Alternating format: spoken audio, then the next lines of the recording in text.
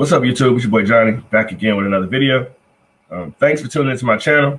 Don't forget to hit the like button, subscribe to the channel, share the video, as we try to share knowledge and change the way some people think and view the world.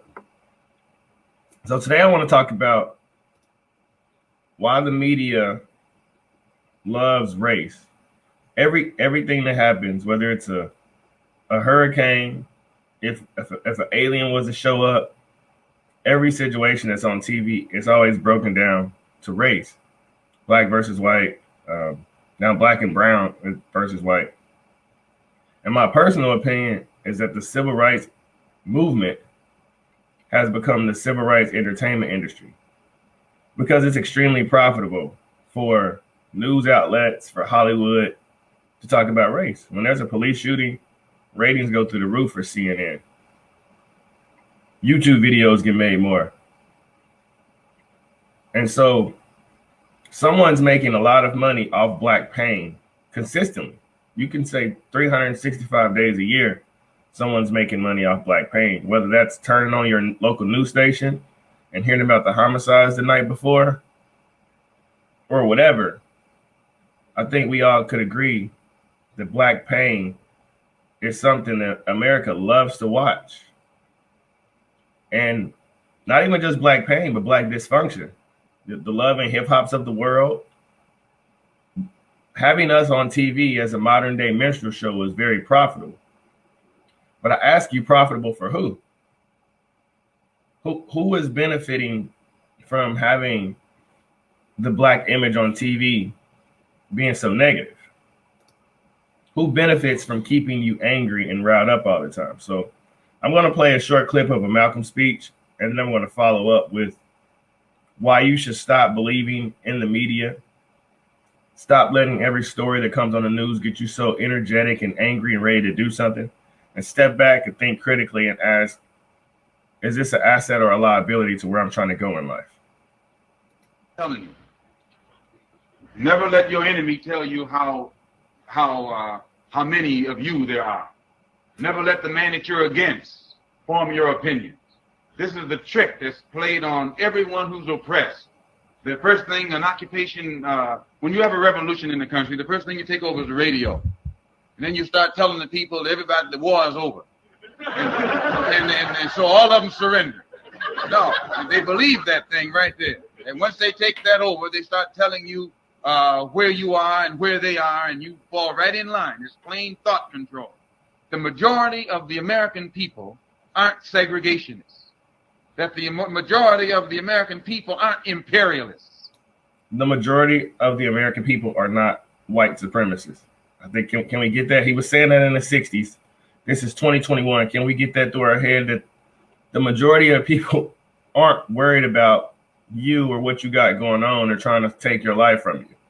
They're trying to figure out what they're doing, why they're on earth, what's their purpose, all of those things. 99.9% of people are not walking around thinking about you. They're inside of their own heads, thinking about their own problems, their own insecurities, their own issues, all of that stuff. But the government is, the structure is, the power faction is. So how then do all the majority go along with it? Because the government wants you focused on race. The government wants you to think that all white people are the problem. But the government is the problem. The government has always been the problem. But they've shifted the blame from government responsibility to, it's the white people's fault. It's the white people's fault. They always say the devil's, the greatest trick of the devil is to pretend he don't exist. Hitler had to blame the Jews, but Hitler was a part of the government. You get what I'm saying? The government is always going to tell you where to look, and they just look that way. The average person isn't stepping back and thinking critically. Someone else is doing their thinking for them, aka the media. Because those who sit in power over the television, over the radio, and over the press is constantly telling those who are the masses how free they are, and how this they are, and how that they are. And the government and the media told us Donald Trump was racist. It was dangerous to be in America for black people. And then that same media had Joe Biden say, if you don't vote for me, you're not black. And we went along with it. When the media said Trump was racist, we said, okay, We don't like him. When the media said vote for Biden, we said, okay, we'll do it. When the media said go outside and protest, okay, we'll do it. No one steps back and say, wait, why is there only Black Lives Matter protests on election years? Where have all these black people that have been hunted down by police? Why are they not all over TV no more?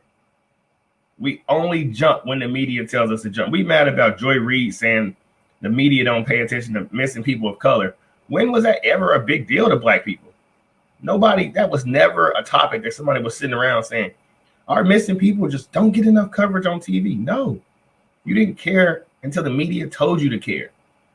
And now they making money and you stuck in the same situation, but you angry. Media manipulation. So a mistake is made on your part when you think that white people suffer the same as black people. Or as many Jews will say, well, we're a minority too. Or the Irish will say, well, we used to be a minority. No one's a minority like we are. They didn't need civil rights legislation to solve any other minority problem. They didn't need. Well, they had changed it now because they'll say they needed civil rights legislation for the LGBT community. So that's where it got tricky. Because at first, yes, we were the only group that was running around. We've been oppressed. Look at us. And I just think somebody was real strategic and so we can do that too. And I think the LGBTQ movement is light years more powerful because they getting all kind of stuff moved faster than what black people have ever been able to do. But if you also notice, they forcing their way onto the scene in the media.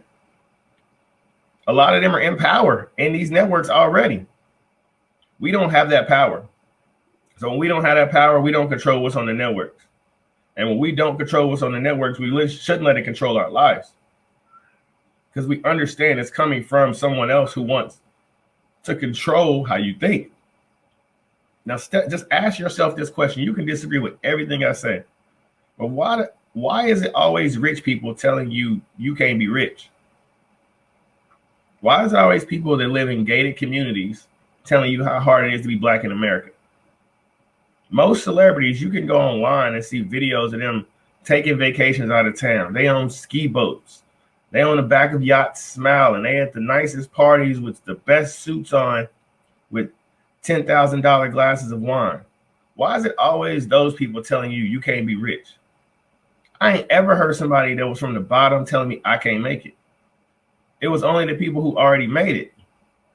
So from my perspective, they trying to be gatekeepers. Because I watched Antonio Brown leave the Steelers, went to the Raiders, got off the Raiders, and Tom Brady looked out for him and got him a job and a Super Bowl ring. Right? I didn't see any black quarterbacks reach out to him, and I'm not saying that there was no black quarterbacks that would have helped. But why is LeBron telling me consistently how hard it is to be black in America when he got, what, 4 houses? It's so hard that you got 4 houses that everybody buys your shoes and everybody wants to come watch you play. Maybe you should step back and look at life from a different perspective. And even if you do think it's hard, understand the power of self-esteem. And not even just the power of self-esteem, but the psychology of it. How you on a powerful platform as a 6'8" man, your words matter to young black boys. So what if you told them you could be great no matter what? That's what my daddy told me. My dad not ever once told me it was going to be hard being a man in America. My dad never once talked about white people. He said, if you grow up and you work hard, you can have anything you want. I never was in competition with a white person. I never was told you got to work twice as hard as them. That's destroying children. Why would you make your children look at life as a competition? I am a natural born creator. I'm not in competition with nobody. I create my own lane. I do my own thing. I ride my own wave.